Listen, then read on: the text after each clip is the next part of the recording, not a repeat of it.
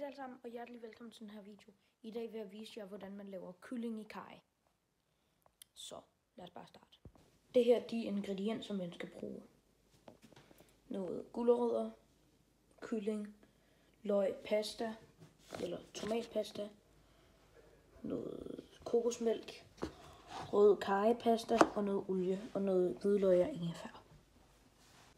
Okay, du skal starte med at hakke din hvidløg og din ingefær fint, og du skal også lige huske at skrælle dem. Okay, sådan. Det skal se nogenlunde sådan her ud. Så skal I rense gulerødderne og skrælle dem og skrive over med låget, og så skal I skære dem i tynde skiver. Sådan. Så når I har gjort det i sådan nogle små, så skal I skære kyllingen i mundrette tern. Så det får vi lige gjort nu. Og her skal I bruge 800 eller 900 gram kød, men vi har kun 800. Så vi får lige pakket den op. Okay, kødet skal se nogenlunde sådan her ud i sådan nogle små tern. Okay, næste step det er, I skal varme en gryde op og putte 5 spiseskefulde olie i.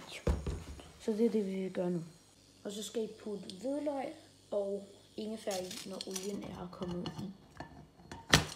Okay, det skal stege i 1 minuts tid, men det må ikke tage farve. Så skal vi tilsætte rød karry, bare en spiseskefuld cirka. Ja. Og så 3 spiseskeer tomatpasta. Sådan. 2 og 3. Sådan. Og så nu, så skal I have al kyllingen over i. Det får vi lige gjort. Så skal I røre det godt rundt, og så er det færdigt, når det har fået noget farve. Nu hvor at det er færdigt med at stege, så skal I putte 2 dåser kokosmælk i, gulerødderne og løgn i. Det gør jeg nu.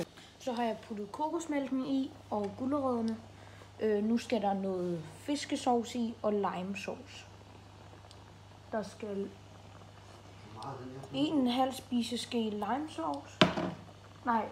Limesaft og 1,5 spiseskefuld fiskesauce. Og så skal det bare have et godt mix. Og så skal det komme op og koge, og så skal det stå og simre i 10-15 minutter. Og så er der mad. Vi springer videre til der, hvor vi smager dem. Og så god nem aftensmad på cirka en halv time. Velbekomme.